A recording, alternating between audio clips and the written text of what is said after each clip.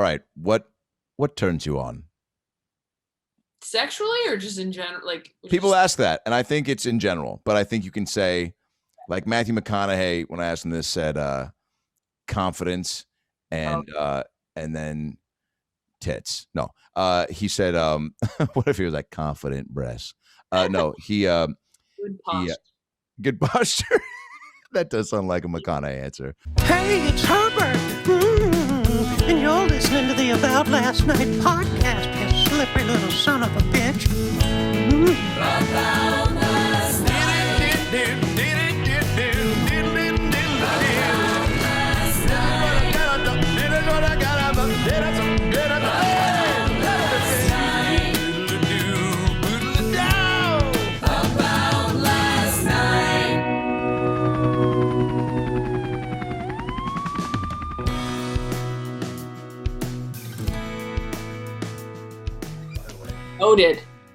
Loaded?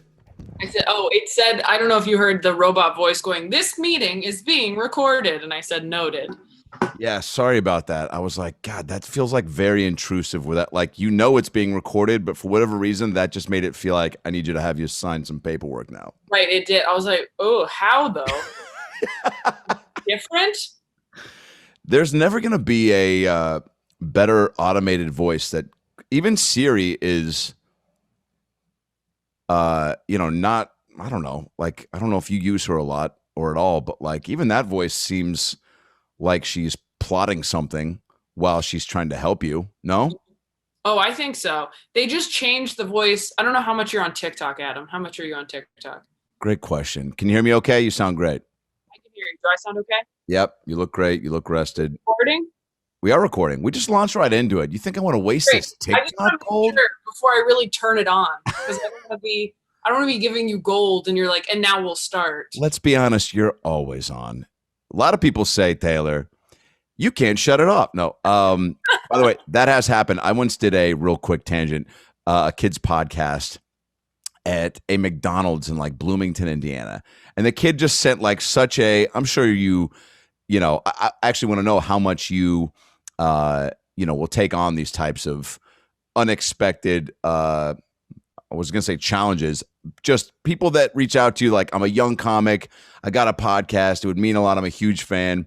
You get those. And then sometimes it's a very lengthy, like, diatribe of like, the first comic I ever saw when I was 5, and my dad used to do an impression of you. And like, that was the last time I saw him. And so like he and I, like, what I'm saying? Just very specific to where you're like, I got to do this kid's fucking podcast. Otherwise he'll burn down that McDonald's. So we did it, and about, no joke, 30 minutes in, and I just assume always. I'm just like, I sit down and I just start joking, and I just assume because that's how I have always done it, because I don't want to miss stuff, because I've done it where I have started and missed stuff.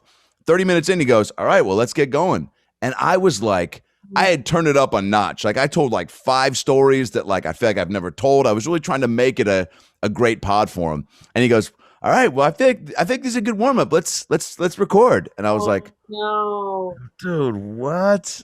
And then I'm half done. You have another half hour. I'm half done here. I'm sorry. You're getting 30 minutes left, and it's going to be a really terrible 30 minutes. I'm going to phone it in now because okay. So quick tangent. Do you get those? Do I get, those messages? Yeah. You know what I get that I have never done and I think is weird is I get a good amount of people going, I'm doing a project at school and I'm studying and I'm like, like, at least a podcast is going, at least like probably like 14 people heard that podcast you did. I'm just like helping you do assignment. Like, I dropped out of college. I don't want to help do a project. You're not my kid. Yeah. Build your mission. Like, it's so weird to me that you would ask that. And I feel bad because they're going out on a limb. Like, there was a girl who stopped me on the street in New York and was like, I just got to like shoot my shot here. I just got to do it. Like, I'm doing this project and like, I don't know if it was a project or a documentary. I don't know what she was talking about, to be honest with you. And she was like, can I just get your email? And maybe I can like follow you around to clubs, like something like that. And I was like, I don't even know what to say. So I gave her the email address I give to like H&M when they're like, do you want to be on our Wait. Because I didn't know what to do because I'm not going to give a stranger my personal email. I'm like, shit, and I don't have the time to be like, this is really inappropriate what you're doing and you shouldn't do it again. But I'm just like, here, Hotmail. Like, I don't know. I thought you were going to say I give H&M the same email, or I gave her the same email I gave H&M when they asked me to do their podcast. If H&M had a podcast, I would do it. That's what I'm saying. Bad example. Oh, but I was going to ask you earlier because you said the thing about Siri. Yeah. And her voice sounded like she was plotting something. I don't know how much you're on TikTok, but they have the like voice to speech text. Oh yeah. On the videos? You use that quite a bit now, yeah? TikTok or that specific feature? That feature. I use that feature somewhat. Yeah. I mean, I'm not as good at TikTok as I probably should be, but they changed the voice on that. So now it's much more like warm and engaging and natural. And I don't like it. Oh. I prefer it when you were like, that's a robot. Like, I don't like it now that it's like, hey, so let's do that. Like, it's way smoother. And I'm like, it was also funnier when it was like, this is the voice I'm using to read my joke. Like, that was just funnier. Yeah. Yeah. I guess you don't, it's like, we want our robots to be robots. We don't want our robots to sound like people. Does that make sense? Because then it truly feels like the takeover's beginning. Yes. 100%. I also love that you and I are wearing virtually the same shirt. You're wearing a more expensive version. I'm just showing quite a bit more chest hair. I mean, I shaved mine, but you have like the white piping. Like, this looks like it was a stylist got this for you. Well, I love that. By the way, great. I'll take that compliment because I shot myself, but I make a lot of bad choices. The amount of times I've seen something on a rack, put it on, taken a look in the mirror before I go to the club and been like, okay, and then go to the bathroom at the club and go, fuck. No, and everyone's taking photos now. So you're like, well, hope the photographer's in the main room for my The first 3 minutes is just chastising your fashion choices, and I'm just like, yeah, I thought I liked this shirt, but look at what a weird color. Like insecurely commenting unnecessarily, where people are like, dude, I don't know. It's like nobody was you brought it up. Now, guess what? Now that's all I'm thinking about. Yeah. Also, you probably picked that shirt to wear for the joke, and you're like, no, I actually feel bad. I developed this bit in the car. I developed this fear. Oh, I wanted to ask you too. Are you just friends with Lily James? Man, we can cut this out if you want to talk about it, but you put it on Instagram. What? How do you know Lily James? Yo, so I I don't know if I can say who I'm playing, but I'm on a few episodes of this show called Pam and Tommy for Hulu that Seth Rogen is starring and producing in about Pam Anderson and Tommy Lee. I know this was before, I don't know, how old were you in 95? 2. So you remember. Oh, so you get it. So your first memory. Your first memory was the Pam and Tommy sex tape, of course. Temecula couldn't shut up about it. No, so she's playing Pam Anderson in this show for Hulu about Pam. And so that sex tape, do you even know of that? Yes, I do know of that. So that was like the first real sex tape, like from celebs that got like big national attention. And it wasn't done strategically like, you know, the people not since. Like how we do it now. Not like how we do it, which is planned, you know, the lighting's better. Because no one was asking for it. Everyone's like, they did that? We're like, yeah, for one. My PR team's a nightmare. Yeah, it's never a sex tape from anybody. Wait, say it again? It was on Quibi. So like my sex tapes on Quibi is a great joke. Inside. Thank God, thank God nobody's gonna see it. It's on Quibi. Just a cash grab. Katzenberg's in the crowd. He's just like I tried my best, man. I don't know what he sounds like, but so they did the sex tape and it got stolen by Seth Rogen, who was working for them. He's playing the guy that was working for them. Got stiffed on some money, stole the shit that was in their safe. The tape was in there. They didn't know it was stolen until it was on the internet. So it wasn't a planned move. So I saw her in an interview where she was like, we didn't make any money from that. Like all these ones now, they leaked it out like because it was already out. So what can we? They might have sued and stuff like that. But anyway, it's about that whole time, that whatever. And I'm on the show, and she's playing Pam Anderson. And so in the few episodes I did, all our scenes were pretty much together. And I try to always chum it up on set, but like you feel it out. If people aren't vibing with it, then I just back away. But I also, I don't know, I can't sit and not try to make small talk because it's uncomfortable for me. And which is why I've probably ruined so many Thanksgivings, because I'm just like, so Aunt Barb, you still got that weird fucking foot thing?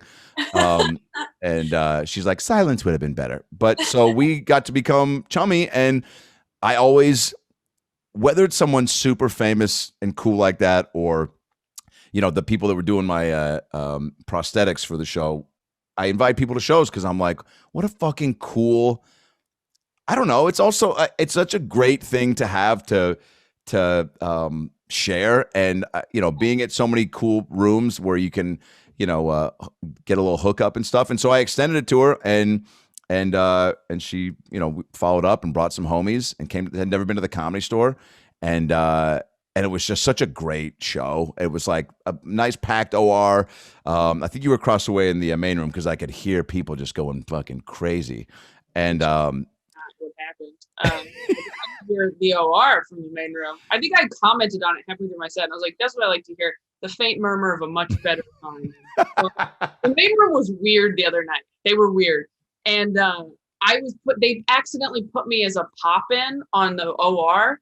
And I was like, I'm not going to do that because, like, I'm not famous. So, like, I'm not going to go pop in on anything. So I just didn't go. And then I saw you post that Lily James there, and I fucking love her. And I was like, oh, my God. I was like, you could have done comedy for Lily James. I know. And then I was like, you know what? This is better. It's also so impressive to me that you invite people to shows. Because, like, I don't even want people who love me unconditionally to come to shows in case it doesn't go well. And so the fact that you'd be like, oh, hello, famous person I've become friends with, you should just come see me do stand-up. I'm that confident in my abilities as a performer that nothing's going to go wrong and you will have a great time. And I would like never do that. I'd be like, you can watch me do stand-up. You can watch clips that I have approved. That are on the internet. I'll text it to you. And don't be going into that like side column on YouTube of suggested videos. You stay where I send you. Okay. Yeah, I don't disagree with you. I mean, it is a crapshoot. I guess I don't know. It is a crapshoot because even when they were coming to the show, I was like, they couldn't make the Supernova show before, and I go, the store will be great. And then I'm like, it actually could be a half full OR, and maybe I'm at least confident enough to know they're gonna walk away having a good time. But you're right. You don't know. It could truly just be a shit show, or maybe it's the one night I lose it and just have a meltdown, and then they cut me. Me have a meltdown? Oh, it's happened. Has it? I did it at Supernova, maybe, but in a funny way. But I definitely, real rage was coming through. There was a couple from Victorville. Oh, yeah. That's enough detail for me. Now I know who's in the wrong. That's so funny. Yeah, they driven. It's a couple hours. It's Temecula adjacent, isn't it? Probably. Hilarious. They were. Is what it is, but it's nice. It's nice. Hey, look, every place has its own flavor. Said nobody ever. But these people just were a shit show. And literally, I'm on like my last joke, and this woman just goes, "Next." And I go, what's that? And I always kill it with kindness. I go, oh, and I could have probably skipped over it. You always have a choice, but there was just enough silence to where I was like, I think a lot of people heard that. So I go, what was that? She goes, "Next." I go, and by the way, it was a great crowd. I was doing my thing. It's all subjective, but I would say most people were enjoying what was happening. At least that's what I'll tell myself.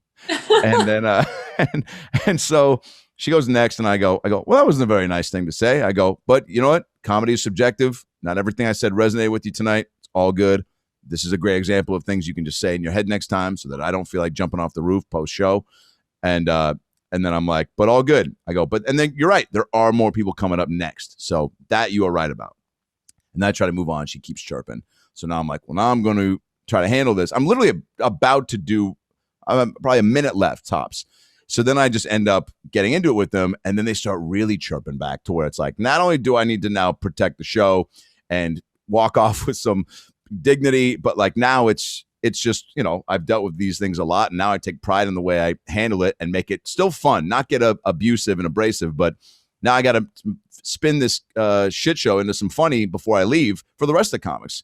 And so I keep giving them chances, and then they just keep being. So then finally, I was like, I don't want to kick you guys out. There's only 2 more comics, but I will. It's a long drive back to Victorville. Like, just knowing you have to go back there is probably not going to make that drive fun. And then a few more things, and then I just was like, get the fuck out. And then everybody started cheering because I was giving so many chances. And then I was just like, something like clicked where I got really defensive about what they were doing to the show because everyone was having such a good time, and it was such a good lineup. And I was just like, I was like, we didn't survive a goddamn pandemic so that you two could come out and fucking try to make this whole shit about you and try to ruin my dream. Like, and I just was like, we're on this like monologue that, like, you know, if there was like 6 cameras taping, I would have put it on my reel for sure.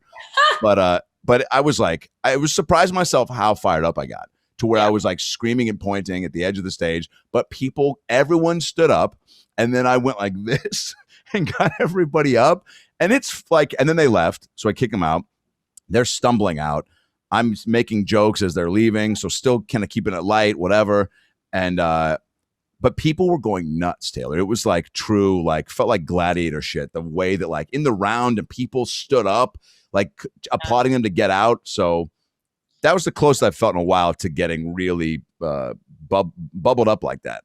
Yeah, it's great that went well, because sometimes you yell at people and it just ruins the show. Yeah. Because everybody's uncomfortable. Hey guys, Adam Ray here for the About Last Night podcast. And look, everyone's getting a little overwhelmed by what's going on in the world. If you're feeling this, you're not alone. It's important to find the support you need to face those feelings and move forward. So I'm talking to you about Talkspace. We all talk to our friends when we're going through issues, but they don't have the advice we need. If you want to talk to a professional, somebody who really can give you practical advice, this is the place for you. Over 50% of Americans struggle with their mental health. I know I have my ups and downs. You know, there's days when I'm feeling good. There's days when I need to talk to my mom, but even my mom can't give me the answers I want. So, you know, that's why Talkspace makes it easy to match you with a licensed therapist and schedule live video sessions, all from the comfort of your own device. Start messaging your therapist the same day you sign up. And they make it easy on the app so that you can get connected, make your own schedule, and not have to wait weeks before your next appointment. You can go anywhere and take your therapist with you. Whether you're a parent, student, millennial, or just someone having a tough day, right? Like a comic like me who fucking might have a bad set and go home and be like, should I jump off the roof or should I just eat some soup? Talkspace can provide the support to help you feel better with a single message. They offer individual and couples therapy, which I'm starting to do with my fiance, in addition to medication prescription services. Set goals with your therapist, and they can help make sure you're really progressing. Talkspace therapists help you develop tools to cope in difficult times, which is what we all need. They have thousands of licensed therapists available to match with you. They're experts in dozens of specialties, including anxiety, depression, relationships, and more to help you start feeling better. If you want to match with a licensed therapist, go to Talkspace.com and get $100 off your first month with the promo code LASTNIGHT. That's $100 off when you use the promo code LASTNIGHT at Talkspace.com. Start feeling better because you deserve it. That's not their slogan, but it freaking should be. And now back to the episode. I was doing shows in Spokane, and there was a drunk guy right in the front who kept talking, and I kept having to say, and I looked at him and I was like, what was that? And he just was doing, and I went, and I said to everyone else, I was like, I'm trying to decide how to handle this. Yeah. And I went, nope, gonna rise above it, and kept going. And they were like, no, get it. And I was like, nope. I was like, you think you want that? You don't want that. You think you want that. I was like, it's not fun to publicly humiliate someone. You think it'll be fun because you watch YouTube videos, but it's not fun, all right? It's not fun for everybody. It makes everyone feel weird. It ruins the show. Rising above it. And then that guy got kicked out quietly by security. So shout out to Spokane Comedy Club security. I hate it when there's somebody so drunk in a club and being really rude and aggressive and nobody talks to them or kicks them out or anything. Oh, yeah. Like, you're just like, oh, I thought we were all doing a shit. Like, I didn't think I was just interrupting everyone's dinner. Like, you serve chicken fingers. So it's not, don't be like, we have to keep them here. That's a patron of the restaurant. Like, it's just. Yeah. It's there should really be a one strike. I am curious. the way, because you have well-crafted, brilliant jokes. So for somebody that's like truly up there with a, on a mission and trying to, work this out for your next upcoming Netflix special taping December 4th at the Paramount in Austin. In Austin, that's right. I knew that. I love it. 7:30. One show? No, we're doing 2. They're both sold out, and I think we're gonna add another one earlier in the week, but we're not filming that one, obviously. But yeah, we're doing 2 shows at the Paramount in Austin, December 4th. Taylor, what the fuck? Adding shows. I saw you make a very sweet, appreciative post the other day while you were in your hotel room. That was really sweet. And can you just speak to that a little bit more? Because, it is, people see people like where you're at and they just go, yeah, look how fucking funny she is. Of course, she's adding shows and selling out, and there are some people who don't think that, but thank you. Stop. But I don't think it's lost on the people that are doing it, of like the work that it takes, and that it isn't guaranteed of that to happen. You go, yeah, hopefully if I work hard and I'm nice and I'm, like Conan says, right? Like, you're kind, you work hard, you put in the time, the good things are going to happen. Yeah, that should be how it goes. But man, I'm sure we both know, and just, the countless people that have probably put in all that and then just had not things go according to plan. So when it's happening like this, how often are you kind of reflecting or just being like, man, this is fucking, or when you get the news of an added show, do you geek out about it? Like you just met Tom Hanks at a Panera? Look, if I met Tom Hanks at a Panera, I would be deceased. But, I'm very grateful. I'm also very anxious. So like, as soon as we add a show, my first thought is like, oh, I hope I can sell that show. Like, yeah. I'd like to be better about being appreciative before I'm scared. And it's part of why I so appreciate, like, my buddy Dustin Nickerson, who's a great comic as well. Love coming Dustin. With me. Yeah, he's so good.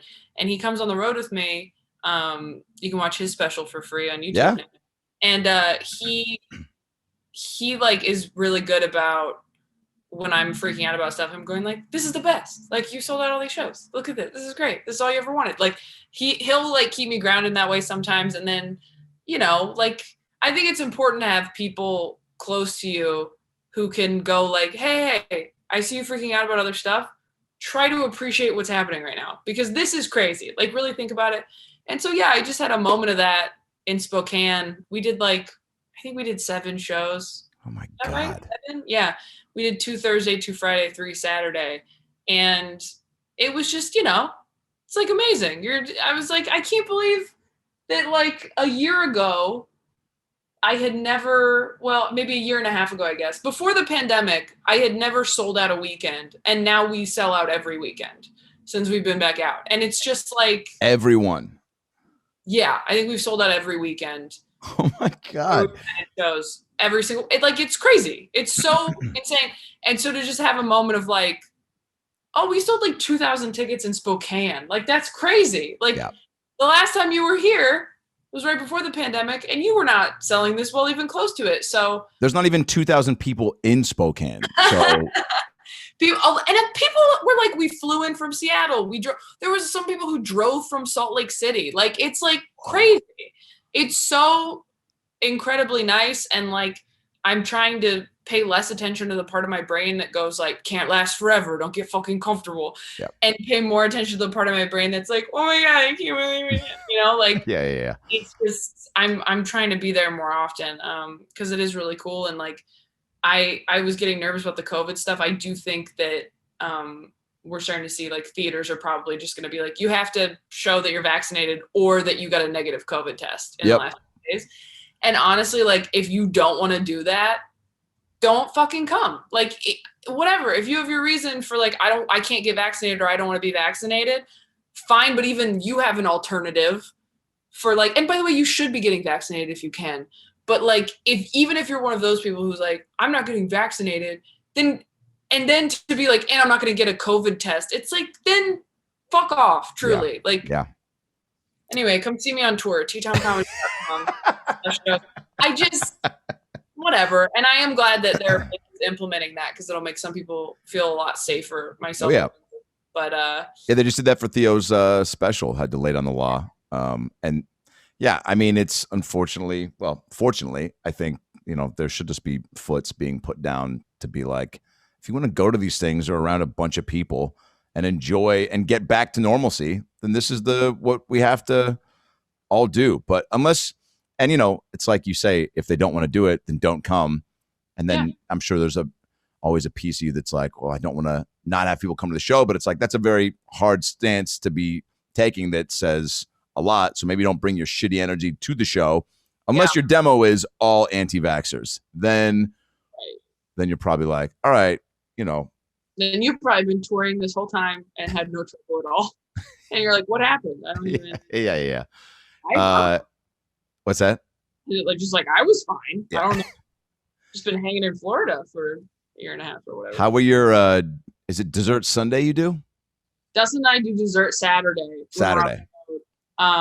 Because we're pretty dedicated to it. I had like a month and a half that I was eating very specifically for like health reasons. And then we got back to it in Spokane, which was nice. But I don't remember. I think we started doing it in Raleigh like a couple years ago or something. We started doing it because the weekend was just kind of long. And like we would go to like improvs and we'd be like, oh man, Brownie Sunday sounds good, but we're not going to do it. And then at a certain point, we're like, maybe we do it like one night. Maybe we do it like Saturday as like a reward. It's like the end of the weekend. Or if we had Sunday shows, you're like, we need it Saturday to kind of push through. And I think it was Dustin who just started going Dessert Saturday. And now clubs will like get us stuff that's like amazing. Spokane like really did it up. The Brea Improv like really did it up, got us like these incredible cookies. Like it's pretty fun. When we were in Salt Lake City, we got Mexican food, which like for two people who came up in San Diego was so stupid, like such a rookie mistake to get Mexican food in like Salt Lake City. Yeah. But we got food poisoning. We both had food poisoning and we still did Dessert Saturday. Well, yeah. It was one of like the best ones we've ever had. It was the best cookie I've ever eaten in my life. And look, we paid for it, but that's what the green room's for. So we're very dedicated to it. It's very fun. It's a nice little thing on the road. And he's also not with me every weekend. So if he's not with me, I don't do it. But if we're together, it's fun to do. Yeah. It's also a cool thing that you've because, you know, you've been so good about creating, like when you and Sam did your pod and just your sketches in quarantine, like you're good at finding these things and it's cool that you're not doing it with the intention of like a Dessert Saturday that catches on. Then I get Dessert Sunday, Dessert Monday. Then I get a show called Dessert Week. You know, it's like, I shouldn't be thinking about it that way. No, it's good that you're not, because now it's happening organically. And I'm sure at some point, because of your following and your likability and your funniness, that things like that happen when it's like, because I now look forward to it. Like, especially, and after those last, the Brea one was really special. And then the Spokane one really that's what made me something click in my brain where I was just like, oh, something's going to happen from this. I don't know what it is or when it is, but like, you're just shining like, I don't know. It's a, whether it falls in line with like the cheat meal or whatever, but it's like, the name sounds good. I don't know if it's the name of like a, it is definitely a cheat meal for sure. Cookies Dustin wasn't there and we were shitting on him the whole time for not being there, but the staff had gotten us and it was so good. Are cookies is that your move? Cookies and donuts. Yeah. Are moves. Yeah. If I could wrap 2 chocolate chip cookies around an apple fritter. Oh, my whole body felt that. My whole body felt that reference. Oh my God. Oh my! Now I know the keys to your heart. Exists. Was that? And you forget apple fritters exist. I don't. And go to Is that your go-to every time? I'll be honest. I had a donut for the first time probably 2 years, about a month ago, and it was one of those Sundays where I was like, I'm gonna try to not do anything. I have shows that I'm gonna try to just chill and lounge, and same thing. I'd been trying to be on it for a little bit, and was just like, I think I saw a commercial maybe for a donut or a quick scrolling through the tube. Amanda and I like to watch a lot of these food things on TikTok, and a buddy of mine and his wife started one. They're called Devour Power in New York, where they just go around to all these amazing spots and highlight all these great items. And we got to do a couple with them out there. And so they did one of a pastry or something. And I just was like, I will fuck an apple fritter right now if it shows up at the door and it's consensual. An open trench coat. Or be a lingerie. Apple fritter lingerie. Oh my God, that sounds delicious. It does. I got way too excited for that as a true Hi, sharks.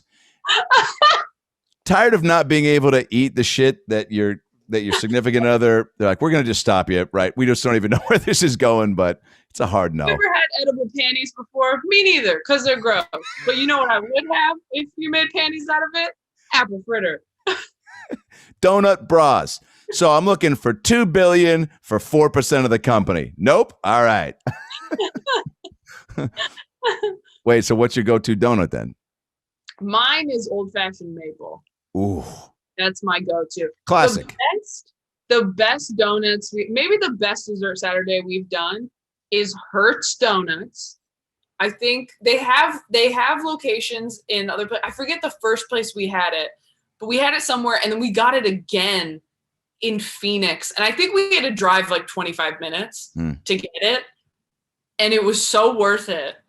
Those donuts are insane. They're the best donuts I've ever had in my life. They were so good, and we've had some really good donuts. So yeah, if I'm gonna have dessert, look, I don't want to have ice cream. That'll mess me up pretty quick. We have very good like vegan ice cream options.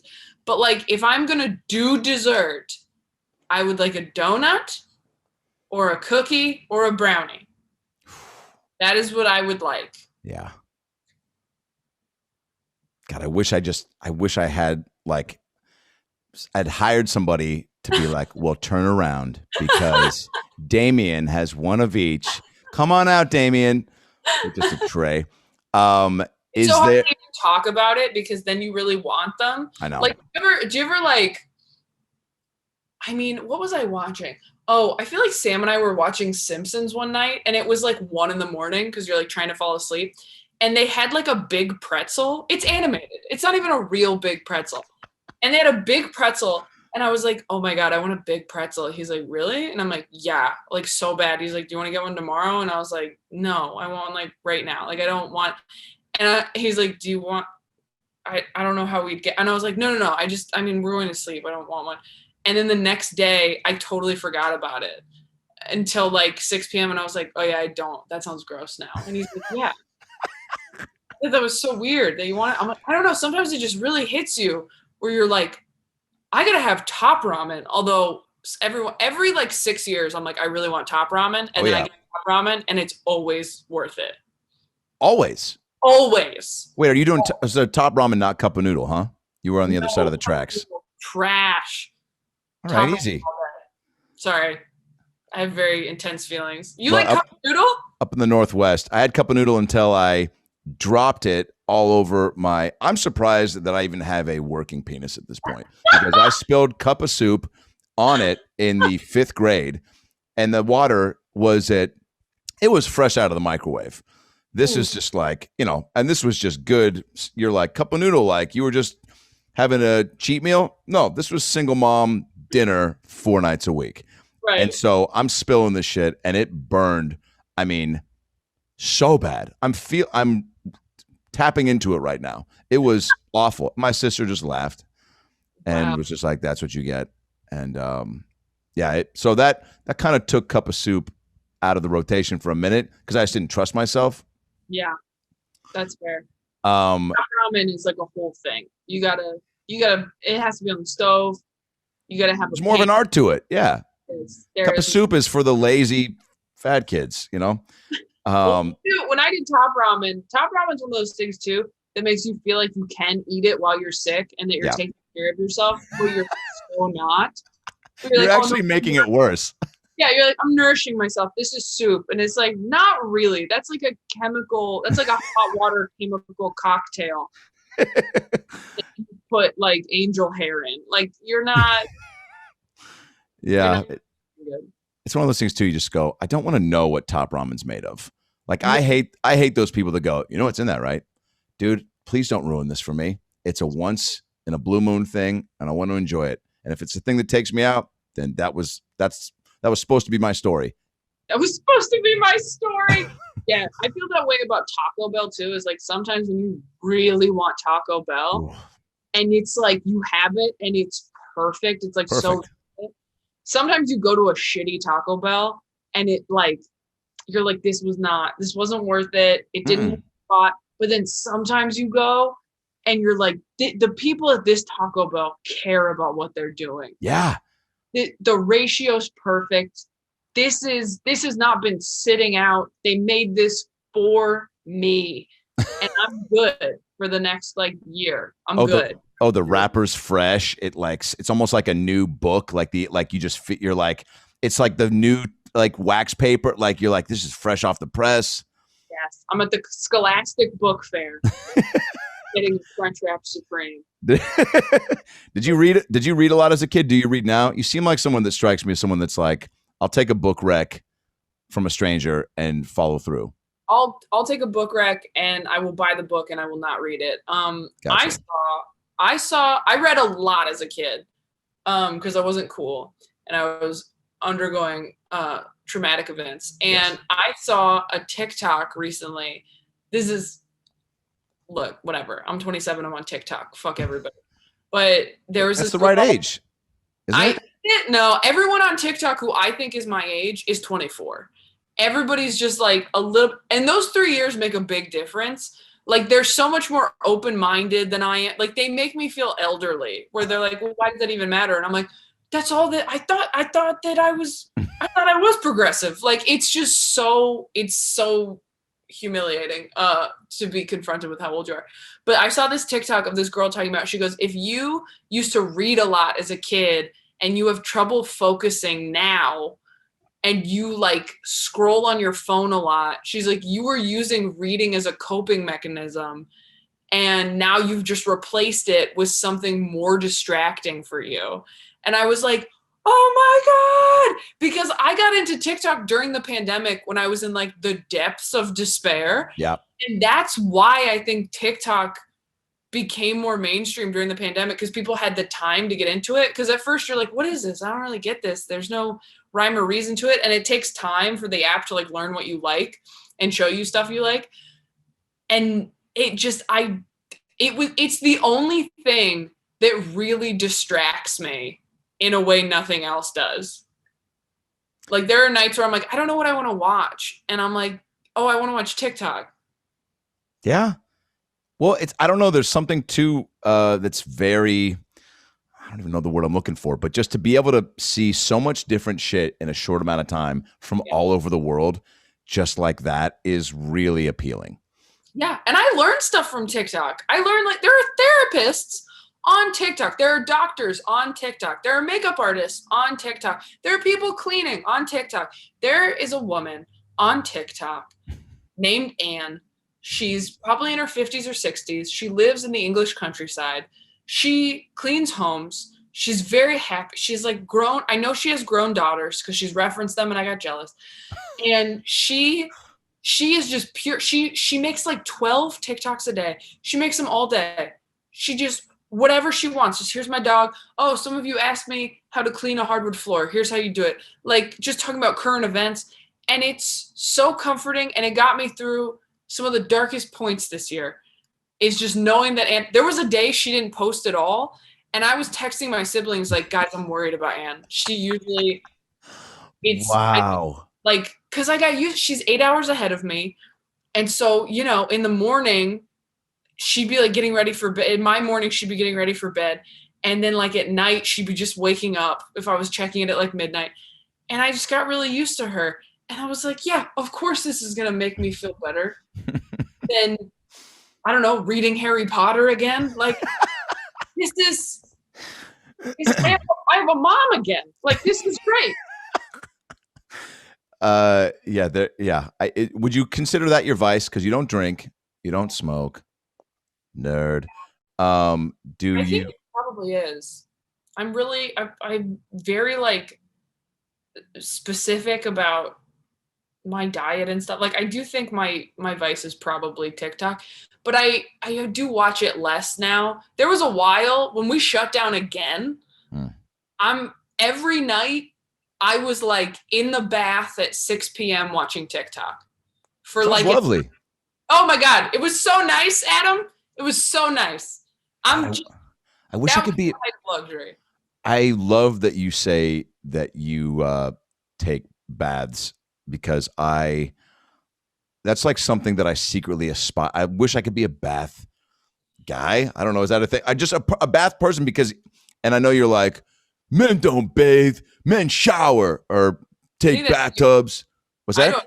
I don't say that. You're like, Okay. I know you're doing this. No, I'm not. That's coming from you. That's your voice in your head. That's my instinct. Yeah. Real men stand up when they fucking wash themselves. No, but you know what it is? It's the idea too of like truly taking it easy. I used to take baths when I played football in high school. I would take baths because that truly was a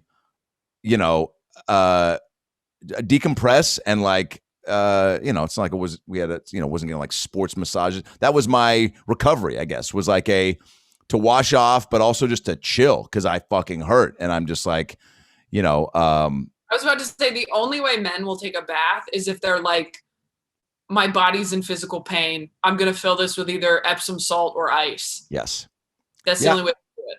And I've done it a few times, with the ladies, and I'm not I'm not a giant fan. I'm not opposed to it. Yeah. It's, if you get the right candles, the right music, a lot of,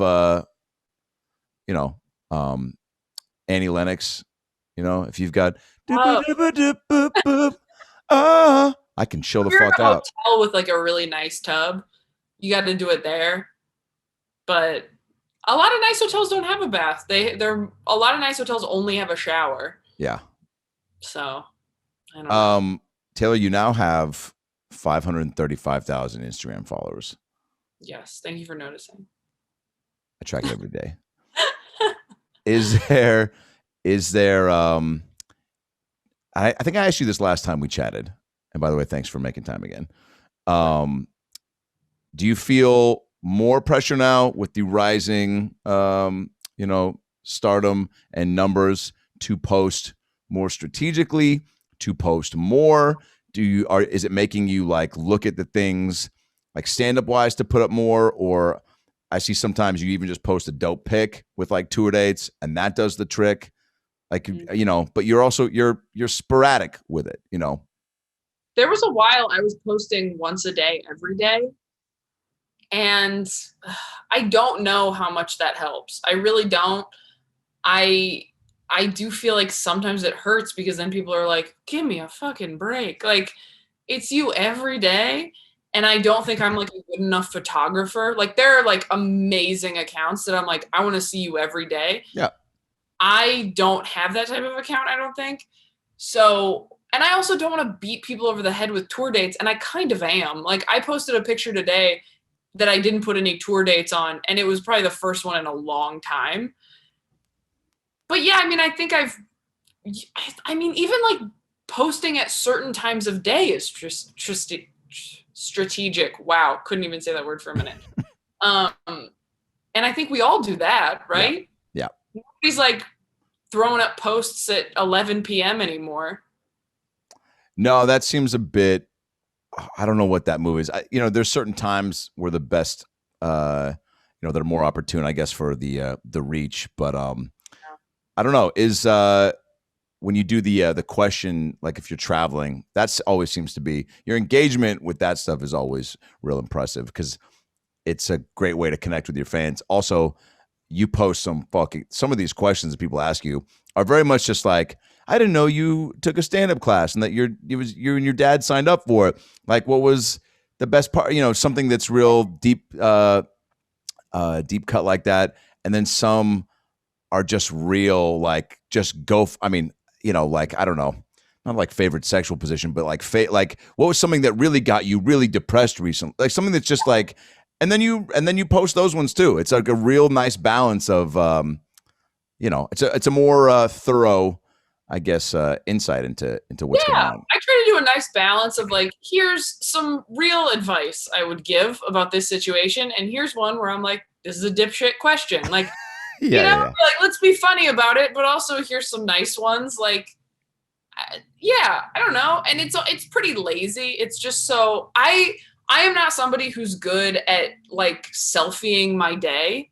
I'm not good at doing stories where I'm like, I'm over here, this is what we're doing. You know what I think is weird? Like, I'm not good at that. Me either. The only way I know how to engage consistently on stories, and I post so many swipe up links that I'm like, okay, I'll answer some questions and then throw the swipe up link in there, because people will just stop watching your stories if all it is like, buy tickets to this, buy tickets to this, buy tickets to this. And I thank God that Instagram added that question and answer feature, because it's made that so much easier. And I get so many questions, I can't get to all of them. And so I usually just like answer a bunch. And then if I feel like, there are enough dots at the top, like if you feel like you've answered enough, you're like, okay, I can probably stop now. But it is time consuming. It takes a long time. And you do get the same questions over and over and over. And, I can't, you're like, you really think nobody else has asked, are you single today? Like, that's what you're going to do. Like, yeah, that was your one shot. Got to shoot my shot. Yeah. When you're in Kansas City, can I take you on a date? No. Who are you? By the way, there's a dog. Like, what are you doing? No intro, by the way, no like name, no joke, no and if your profile picture isn't even of you, that's a red flag in my book. It's a huge red flag. Or like, I don't understand people sliding into the DMs of someone they don't know. And especially like a person with a larger following, and thinking like genuinely thinking, I'm going to send this paragraph and maybe they'll see it. Like, what are you doing? Now, do you read those? If you see a big one, does it pique your interest, or are you like? Well, you can't tell if they're long until you look at them. I mean, sometimes I'm good about checking DMs and sometimes I'm not. But yeah, every once in a while you look through them and you're like, this is crazy. And I have that community app, and like, you just get that's texting. So people are even weirder on there, and you're just like, all right. But then sometimes people are really sweet and nice, and they write you a long thing about how they relate to you. And they also broke off an engagement and their mom's dead. And you're like, okay, all right. That was sweet. Like, those are nice. But I also, do you do meet and greets after shows? Oh yeah. I love it. Oh yeah. Even with COVID and stuff? Yeah. Just carefully. Yeah. As much as I can. Yeah. I mean, yeah.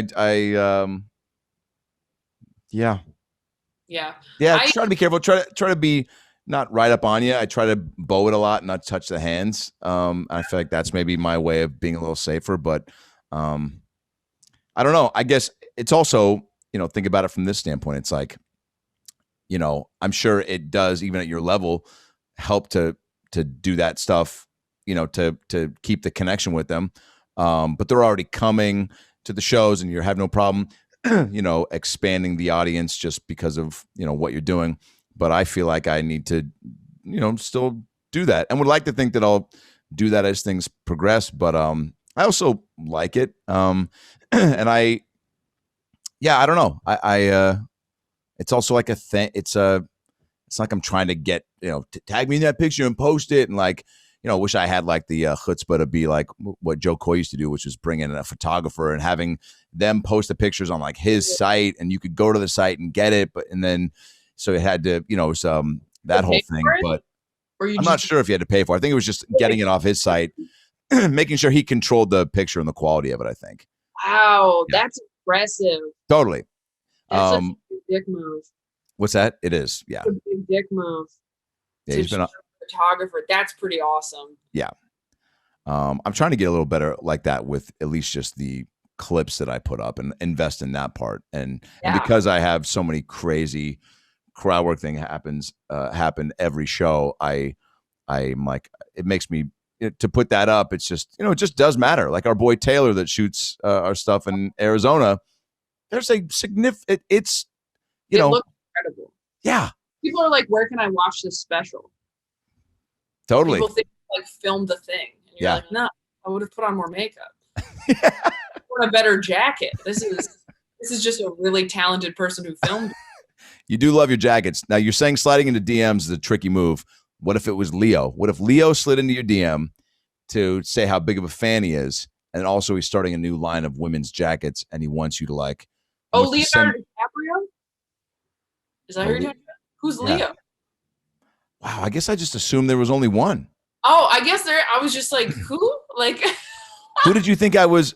Who did you think of when I said that, or were you just lost? I was just like, who's Leo for a second? Gotcha. And I just needed the whole name, I guess. What if I was just like a Leo, just a guy whose astrological sign? Right. No, if Leo DiCaprio. No, he would never. I'm too old. Good night, everybody. I can't. We'll be right back. Would never happen. I get that these are hypotheticals, but I can't entertain impossible hypotheticals. How about this? Like, oh, sorry, I'm not 19. Well, not with that attitude. Well, how about this? How about who would be the one to slip into your DMs, celeb-wise? And not even like, that's my hall pass, but like somebody that gets in there that you're like, holy shit. You know what I'm saying? Where they give you like I think Iliza had that with Channing Tatum. Like Channing Tatum slid into her DMs? She, I think, mentioned something about him. He saw her special, reached out, and then she met him somehow. But yeah. Really cool. Totally. So like, is there one like that where you would really step back and go, boy? Yeah, Lily James. That's who it would be. All right. Well, we gotta figure that out next time. I actually I don't know. I'm so surprised anytime anyone's seen it. Like I did Sophia Bush's podcast, and I was like, oh wow, my PR team really did a great job getting me on this podcast. And she's like, no, I just saw your special. I loved your special. And she sent me like a video of her watching it. She's like, I show your special to friends of mine. She's like, you don't get it. I really love your special. And that was pretty cool. So anytime somebody I just see is so far above me is like, I saw your special. I'm like, what? Who? Yeah. How? They put it on your Netflix too? I can't believe that. So cool. I don't know. Is there someone you would love to see your stuff and like slide in? Oh yeah. I mean, I like jokingly said, Tom Hanks at a Panera, but if I did see him there, I would legit get real fired up. One of my faves, Denzel too. I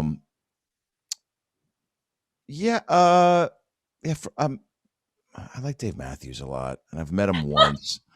But if he was a fan, that's always cool. People that, and that's another thing why it's cool to have people that you respect in their world see you in your element. And that's what was really cool about Lily coming to the store was just, I wanted to, again, take advantage of being able to share a cool experience with people that hadn't been to the Comedy Store before, like Comedy Show in LA. But also it's like cool when people that, you're like, wow, you are a fucking G in your line of work. And then they're looking at you thinking that with that. And stand-up truly is that for so many people. And we forget that, where it's like, they're like, I don't even know, how you're, just the amount of respect people have for us. Yeah. You know what else is funny? I do think there are also a lot of people who don't feel that way, who are just outside of entertainment in general, who like, I think I was talking to Sam about this, where I was talking about seeing friends of mine from like high school who had like families or whatever. And I was just like, man, I just think their lives look so nice and so calm and whatever. And he's like, yeah, but they probably are like looking at your life going like, man, that would be amazing. That would be so cool. And I was like, no, I don't think they are. Like, I really don't think they are. I think they're like, I don't know how you're traveling that much. I don't know how you're doing. Oh, you know who I saw? Delaney just moved into a new place. Delaney Fisher used to do stand-up. Yep. She doesn't do it anymore. She quit a while. She's so funny. She's so good at it. Yeah. She works for herself. She's a business consultant and works for herself and is crushing it. Yeah, real smart, real funny. Yeah, just moved into a new place with her husband.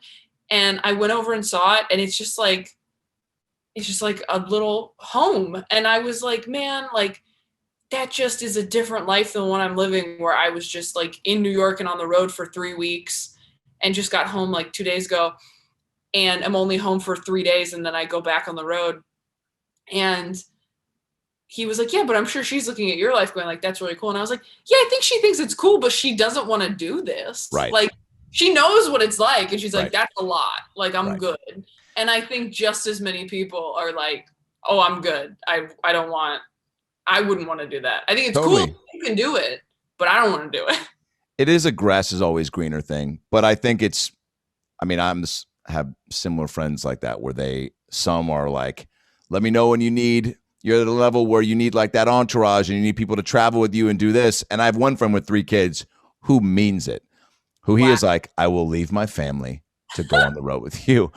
And he actually would be a great, I don't know if it's tour manager or what, but he would crush that. And it's, I hope it happens at some point, but he also is he's crushing it with his kids. He's a homebody. He loves that, but he's a guy too, where it made me, go, oh, maybe you can do both with kids. Cause he finds a balance. Sometimes he has to bring a kid to a certain thing to be able to do it, but he also like works it out with his wife to where it's like, I'm going to make sure I put in all the time and earn up the points so that I can use them on this getaway and just find that balance, which I think is tough to do, but You need a wife for that, though.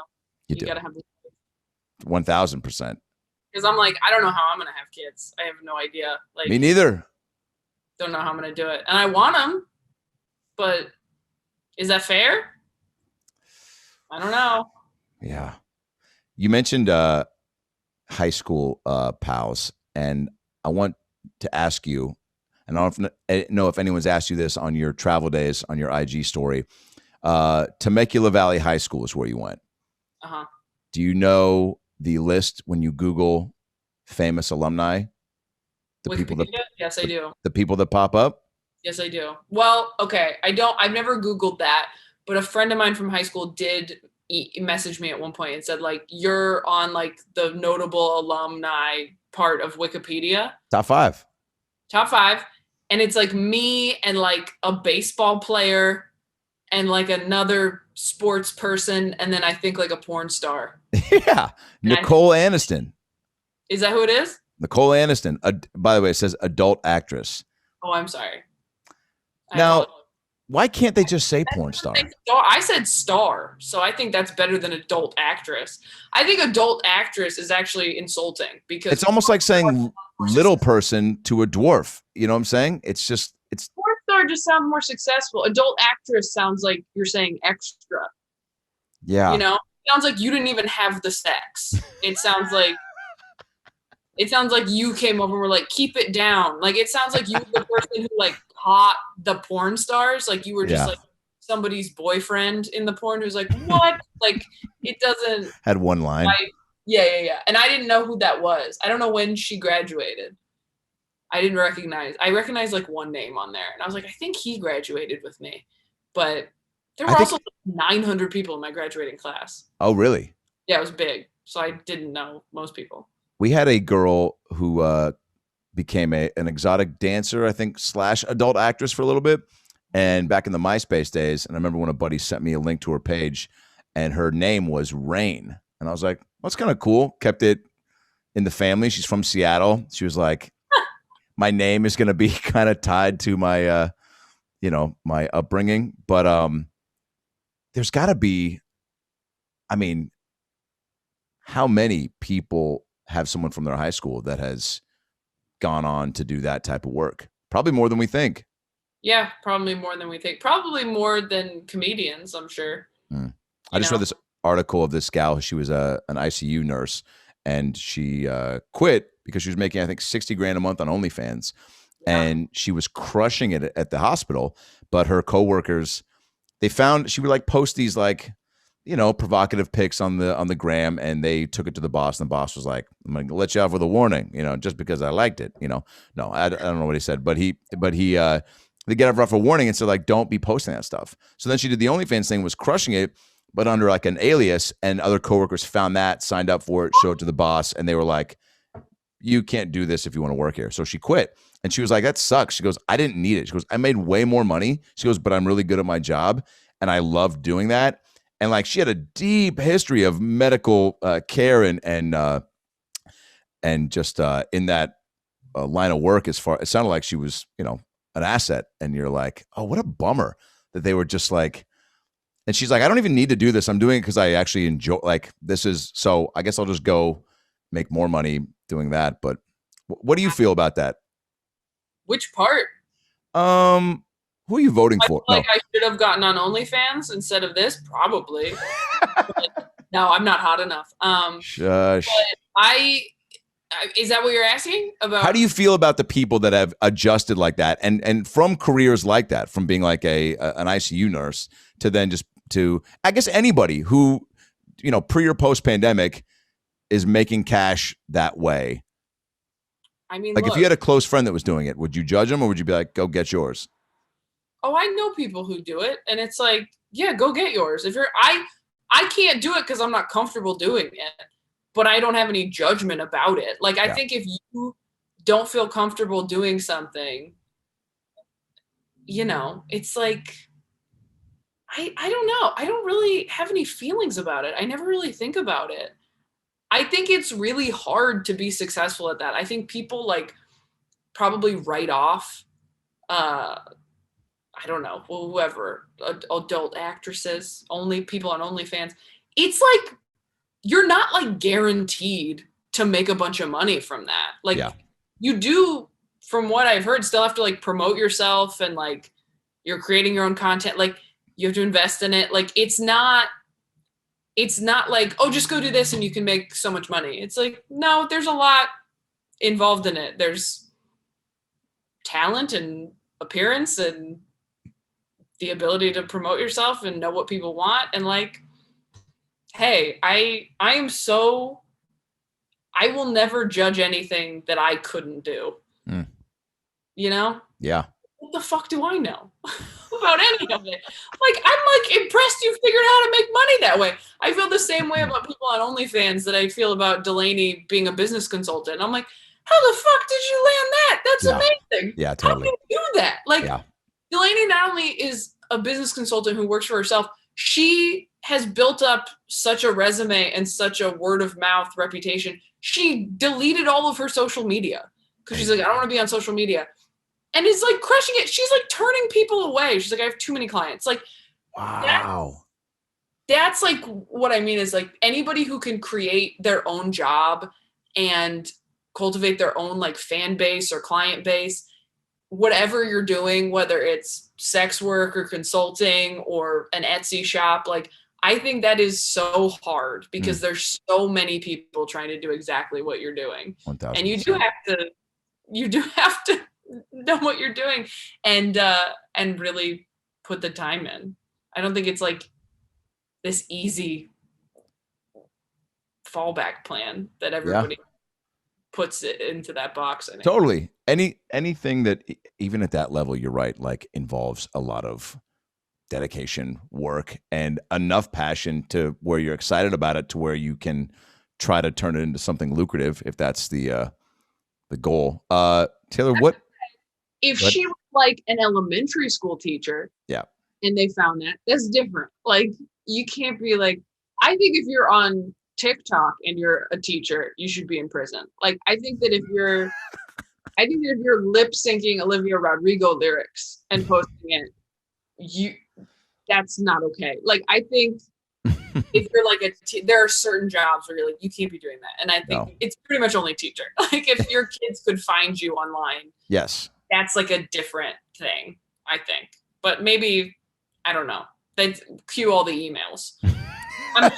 Because I'm like, why is it a big deal if you're doing that? Why can't you work at the hospital? Like, what reason do they have? Just like, well, patients might recognize you. Is that the reason behind it? Yeah, if anything, you're bringing more notoriety to the, like maybe they're wanting to go to that hospital because it's almost like the way you hear about a good bagel at a deli. You're like, we're going to Cantor's instead of Greenblatt's because the sesame seeds are bigger. It's also like adult tattletales. Oh my God. Ew. What are you, to quote Sebastian, Aren't you embarrassed? I think people judge stuff that they're secretly jealous of. They just 1000%. oh, they can't do it. Yes, that's all it is. What shows did you get into in the last few months on the road? Because you've been hitting it hard. Your tour dates are nonstop coming up until the special. So what's getting you through when you really need to decompress? You mentioned Late Night Simpsons, but what else? I really got into Rick and Morty. Never watched Rick and Morty. Blew through that, rewatching it. So the whole good. every show, every season? Yeah. I did one episode. What? I did one. I played Johnny Depp. I don't remember. Oh yeah, you did. Oh yeah. You said you watched one episode. Yeah, I remember Sam and I were watching it. We're like, hey, Adam Ray. Yeah, you just pop up in so many things that I'm kind of like nonplussed by it now. I'm just like, oh yeah, it's Adam. But yeah, that show is so funny, and I'm a hard laugh. Like I don't laugh very easily. I was gonna ask, like, what makes you really laugh hard? Because we've had you have a very infectious hard laugh, and I can tell that you are like selective and a little picky, and I think most of us are comedians. I'm speaking of, but like it takes a lot for me to. I wish I laughed. The times when I laugh really hard, I'm like, fuck. I wish I did that every day, but I don't know if it's jaded or seeing too much or doing comedy too much that your palate is just specific, but. When you laugh real hard and genuine, it's pretty infectious. What gets you going usually to get you there? It made me laugh really hard. I don't laugh that hard very often. It's really, really tough. Like if I laugh really hard where you're like, oh my God, it hurts. It's probably something someone close to me said during a private moment or some weird TV show. Like the last movie I laughed really hard at was probably like MacGruber during the pandemic because I'd never seen it. That was probably the last time I've laughed really hard at a movie. And I have like so few movies that have made me laugh really hard. And before that, it's like Bridesmaids in high school. Yes. I love that you said MacGruber because no joke, when people ask, what's the last movie in the theater you remember laughing at? I go, I know there was probably one since MacGruber. I go, but that's the one I last remember crying. Because I was laughing so hard. When he's in the cemetery and buck naked, I think having sex with the ghost of was it Kristen Wiig's character or Maya Rudolph? I think it was Maya Rudolph. He's Maya Rudolph. And they pan back and he's buck naked, dry humping the air, and you see like the graveyard guy staring at him. I was just like, I mean, it's such a sophomoric, like filthy whatever, but Will Forte is also just brilliant to me. But yeah, oh my God, so good. I mean, I'm really not an easy laugher. Sam laughs really hard all the time. Like he is a much easier laugh, and it's very charming and sweet because I would have never expected that from him. But he laughs really hard at stuff. Like we watched I think You Should Leave. There was one sketch that made me laugh really hard on a plane. Did you see the most recent season? Yes. Yeah, season 2, the one where they're doing like the prank show and they put him in the bodysuit. I was laughing so hard on a flight I had to close it and like give myself a minute because I was next to this old guy who was sleeping and I was laughing so hard under a mask I had to stop. It was like nighttime. It was like a nighttime flight. So that made me laugh really. That was probably the last thing that made me laugh really hard. I watched The Undoing on HBO. And have you watched that? Oh my God, it's so good. It's with Hugh Grant and Nicole Kidman. And it was something that I saw. I don't even know if I saw a trailer for it, but I just saw and I'm like, that looks like boring. And then Kelsey Cook told me to watch it. She's like, it's so good. And I was like, ugh, all right. And then I didn't watch it for like 2 weeks. And then my sister and I just put it on because we're like, we have to work on stuff on our computer, but let's just put it on. And we were like, fuck, this is really good. We watched the first 2 episodes and then I had to fly the next day. And I was like, yeah, Sam, just catch up to me and then I'll watch the rest with you. And I couldn't wait. And I just watched the rest of it. And then I got to New York and he was like, you watched it all? I was like, I'll rewatch it with you right now. I will start it over right now. And I did. I watched the whole thing twice in like 3 days. And it was great both times. It was so good. Amazing. That rarely happens. Yeah, it does rarely happen. Do you like going back and forth to New York Obviously, it's to make things good with you and Sam. But do you like the going back and forth? It's also just I'm on the road so much. I will say doing the road out of New York is a lot easier than out of LA. Yeah. Just because you gain time. Like I have to leave the day before certain gigs unless I want to fly out at like 6 a.m. Yeah. Out of LA. So that's a lot easier. I do really like New York. The summer is disgusting. And I do not want to spend a lot of time there like in January. But I do really like New York, and I'm trying to see if I can do, the bi-coastal thing. I'm from California. So like being back in California just feels very relaxing to me. And I think a lot of people feel that way because even in New York, when you're like, this is great, I love it, you're still kind of like tense because there's so much going on. Yeah. Well, I'm constantly impressed at how you take care of yourself from all the stuff that's going on, because that is another, like, in and of itself, easier said than done move, just to be mentally and physically with everything you're doing and all the travel. Like, you probably have gotten so good with a routine as far as like packing and when you unpack and what you're putting in, and like, or I mean, do you get excited when the week is coming up and you have to travel like this next week, or are you kind of like, all right, here we go again, and then you get to the shows and then you're able to like get into it? Or like, which part of it gives you I guess stress, and what takes that away? I get nervous the day before I leave for a gig, and then once you're there, you're like, this is great, you're at work, this is fun, shows are fun. But I definitely get nervous before travel days, depending on how difficult it is. It's why like I opt to fly in the day before sometimes, because it's just less stressful. Yeah. And it's a lot to be flying for like 8 hours and then go do 2 shows. I'm like, I don't want to do this anymore. And I've just prioritized sleep as much as I can, because that makes a huge difference for me. And yeah, you get better at packing, and you figure out what you're willing to buy when you get there. You're like, I can get toothpaste there or whatever. But yeah, I think you have to figure out what works for you. That's why it's nice having Dustin on the road with me so much, is like, we just have a routine. Like, it's awesome. He wakes up earlier than I do. I text him when I wake up, and I'm like, are you out getting coffee? Where are you? And he's like, nope, I'm just in my room working on stuff. Whenever you want to leave and get breakfast, then we like get breakfast, we take a walk, we go do something in the city that we're in, and then we go back to the hotel. So we have like 2 hours before shows, and then you go do shows. And I think you're right. I think having a routine when you're traveling as much as we are is so important, so you don't just lose your goddamn mind. Yeah, which can happen even when you have a routine. Yes. But like, I remember when we were in Aspen and we did our show, and then you were like, peace. And I was like, I think I'm going to go try to find Becky Robinson out in downtown Aspen. And you were like, good luck. Yeah. Bye. Yeah. We have to, with that Where's Waldo mission. I'm going to go to sleep. I'm like, that sounds very fun. I'm sure wherever Becky Robinson is, it's a great time going on. I'm tired. Yeah, I'm not. I would like to be more open to stuff like that on the road. I'm just tired, man. I'm gone so much. I travel so much. You do so many shows. I don't have the stamina. Yeah. You know what I mean? Totally. It's a lot. The people think it's just all fun, and it is a lot, but it's like, man, there's a lot that goes in, especially after 2 shows. When I will be in places where friends come out, like just, in Seattle a few months ago, and buddies I hadn't seen in a long time, like 8 came out to the last show, and I was done. And I wanted to go back to my folks' place. I stay with them when I'm there.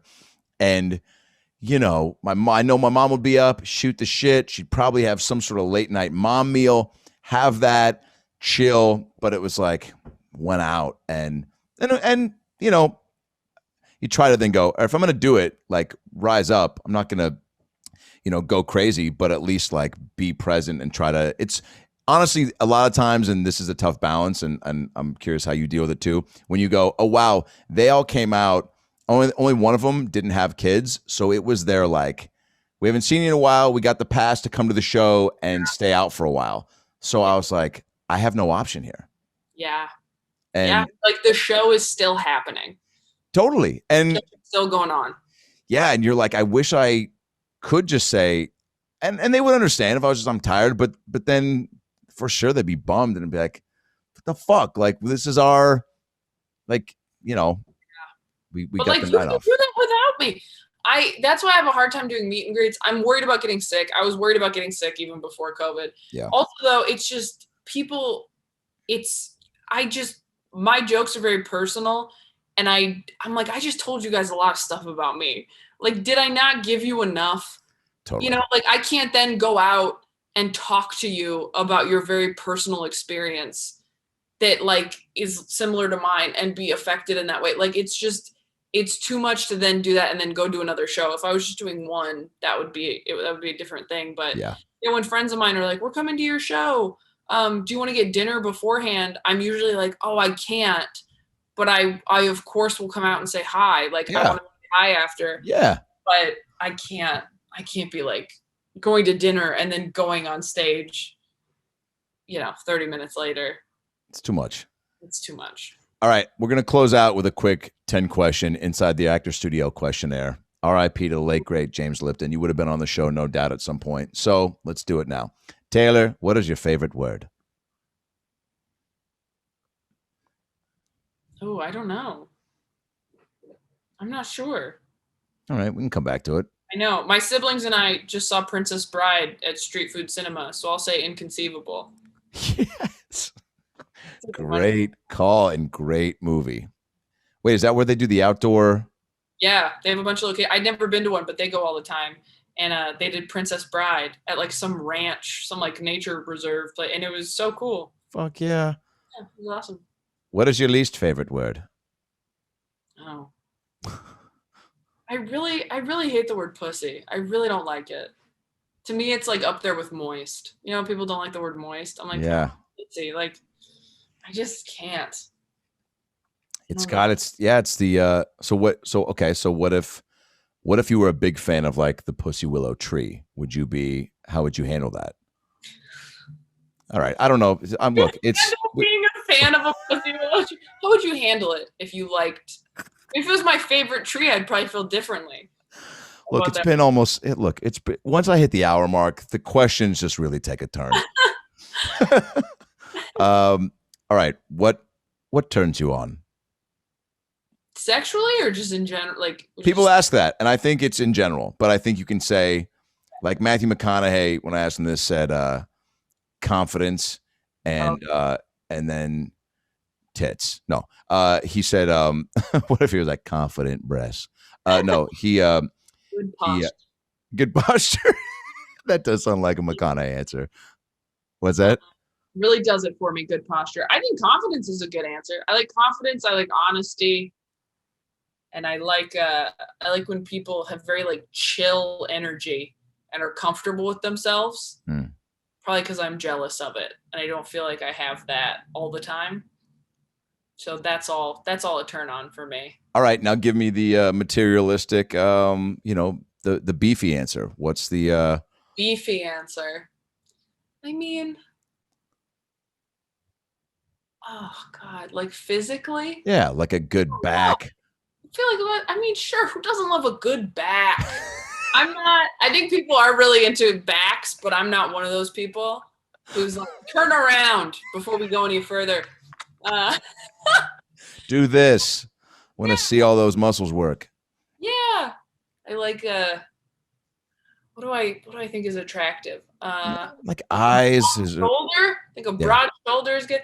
But I also I tend to go for like tall, thin people, which is probably pretty shallow of me. But I like that. I like a good voice. When people have great voices, that's very attractive. Sam does have a great voice. Such a good voice. Yeah. Such a good voice. And is very good at doing like accents and stuff, which is weird. Like very silly dude. It's very strange. That's good. But yeah, good hair, good teeth. Yep. Yeah. How about just teeth in general? Teeth in general, look, teeth is a deal breaker for me personally. I don't want to come off like a bitch here. No. I need at least 4 teeth to even go to coffee with you. Yeah. And they got to be up front. I mean, if you have no molars, that's between you and God. But I need some party teeth. I need some this is my person teeth. Yeah, I don't want to have to say prove it when you tell me you have 4 teeth in the back. And you're like, well, they're hiding in the back. I saved them. They're my flavor. It's how I get up. And you're like, I have to go. My friend's waiting for me. Love good hair, good teeth. Everybody likes good skin. People who know how to dress themselves. You know what I mean? Like people who just know how to dress. Yeah. Impressive. It's impressive. It is. All right, nice. good. That was a good, thorough answer. All right, Taylor, what is your favorite curse word? I mean, probably fuck. It's just so multi-purpose, you know? Yeah. It's like you can put it on anything. Now, do you like hitting the it's like a Nutella. If you were to hit the F harder, are you more of like coming in with the CK? Like, are you like fuck, or is it just a good fuck? I like a staccato fuck, I think. Yeah. I like when I get really mad, I like that you can use fuck in different ways. Like it can be a verb, an adjective. I like that you can call someone a fuck. Totally. So good. Somebody was telling me the other day, they're like, I wish I said, it's Joel McHale. He goes, I wish I could say get fucked more like the way the British do. He's like, I want to adopt that and like have that be in the rotation. We're like, get fucked. It's so good. Get fucked, motherfucker. Yep. Fuck me. Fuck off. Fuck off is real powerful. I am a big fan. I told a kid once to fuck off, and it felt great. He was 15, but we were playing. Okay. All right, that's fine. Yeah. It was a pickup game at the gym where my folks live, and these kids were just being little shits and ball hogs, and one of them was just talking shit. And I said, "Fuck off." And it built up, by the way. And he had said a lot of things to me that I won't repeat because they were true and hurtful.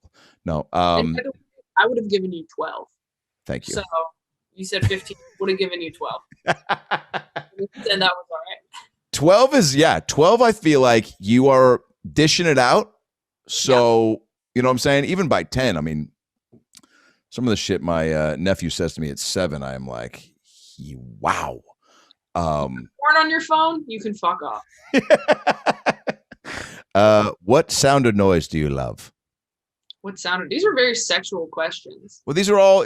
Look. This is Lipton's doing. So this is Lipton's Lip. Wow. These are the actual. A full Inside the Actors Studio. Oh yeah, baby. This is what it was. So. What sound do I love? I like the sound of rain. Cool. That's good. The adult actress we were just talking about. I like the sound of rain. Good callback. Wow. And I wish you meant that. That's so funny. I like the sound, just whether it's, her, mid-film or discussing an upcoming project. I like rain towards the end. That's what I like. I really do like that too. And we don't get enough of that down here. It's anytime we get an overcast day or a rainy day, love it because it takes me back home and I really love those days. But then I think you get spoiled down here. 2 days of it, I'm like, let's go, sunshine. Yes. Right? Yes. Yeah. What sound or noise do you hate, Taylor? Oh my God. I was just on the street in LA and I hate when cars like rev. Like I hate loud cars. I'm not a car person, so I don't know the proper terminology. When cars are like I hate that so much. It makes me cringe. It makes me physically angry and tense. And it can put me in a bad mood for like 20 minutes. Oh, wow. That bad. It really affects me. Almost like it's directed towards you. Like they're like, Taylor Tomlinson's at the Comedy Store patio. You know what to do, Barry. I also hate the sound of the subway going by you when you're not getting on it. Like the screeching. I hate it. I hate it so much. I cover my ears. I think I'm sensitive to sounds. What a great realization to have mid-pod. I'm realizing that right now. What profession other than your own would you like to attempt? I mean, OnlyFans. I think we've established it. No, We have. I would like to have an OnlyFans where I only do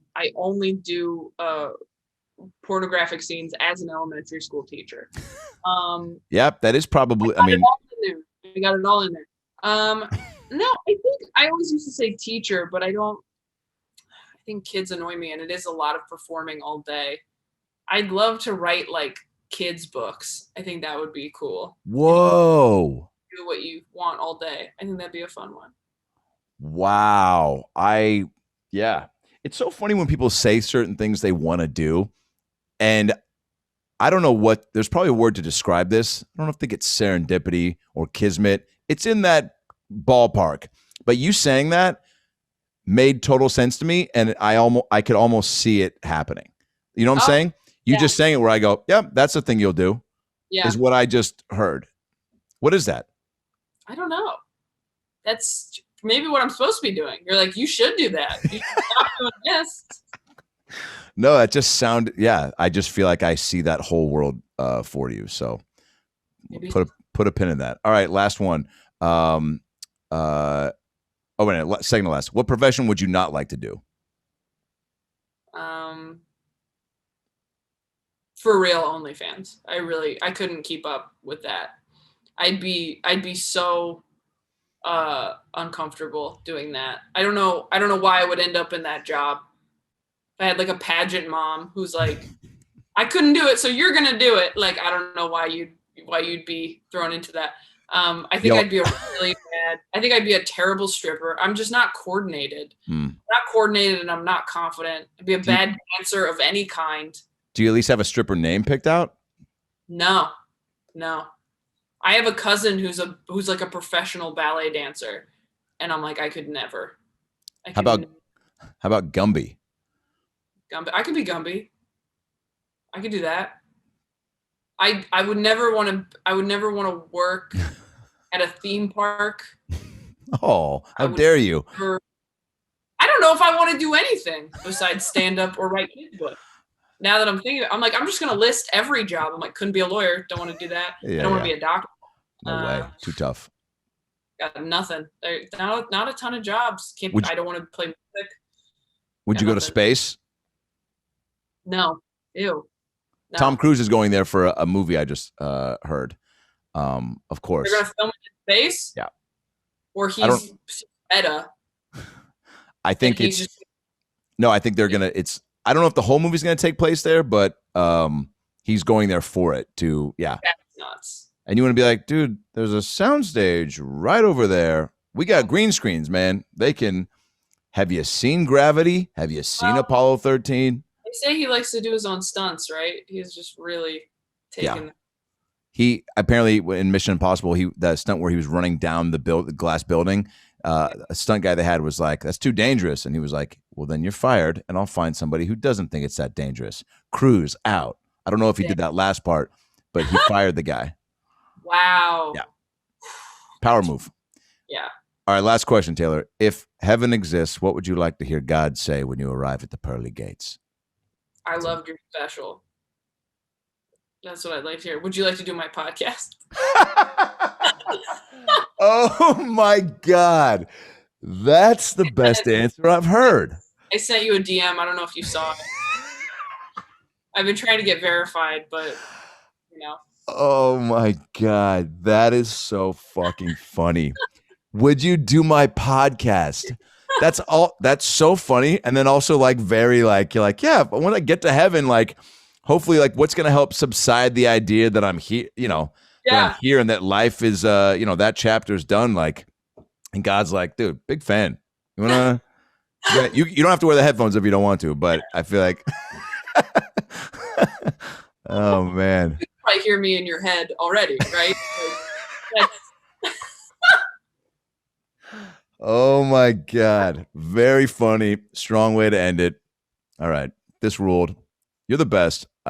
Thanks for always making time and keep crushing it. I hate that I said that. I hate when people say that. I go, keep doing it. You're like, I feel like you really mean it though. I do. But when people say that to me, friends, family members, keep doing it, man. It's like, you know what?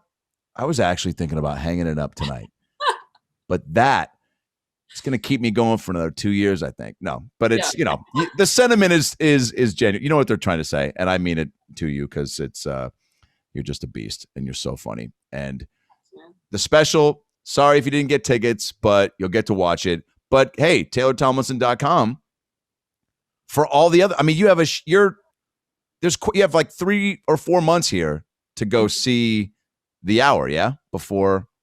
Yeah, and we're and more. We're going to be touring next year too. We're announcing those dates soon, like the second leg of the tour. So yeah, go to ttomcomedy.com. Follow me on Instagram. I'm always posting about dates there. Yeah. But we're all over the place. And the theater tour starts next month with like Florida and Minneapolis and St. Louis, I believe. By the way, think about how things are now, and then the next special comes out. I mean, you're going to be able to, Shark Tank's going to call and be like, we saw that edible lingerie joke. We actually would like to turn that into a reality. And I'm like, thank you so much. I wrote that alone. We'll help with that. Hilarious. All right. You're the best. Have fun next week. Thanks, man. Thanks, Taylor. You too, buddy. Bye. Zoa. Thanks, Rock. Guys, Adam Ray here for the About Last Night podcast. Hope you enjoyed that episode. It was a good one. A lot of laughs, a lot of tears, a lot of stuff to think about and chew on, huh? Because that's what life's all about, chewing on the good stuff. Nobody said that. Maybe Denzel did. Maybe Tom Hanks did. Maybe they said it together in Philadelphia. The point is, click subscribe right here on the ALN logo so you can get more episodes and stay up to date when new content drops, highlights, animations, clips. It's all here for you, baby. I'll see you next time. Whoop, I don't know how to blink.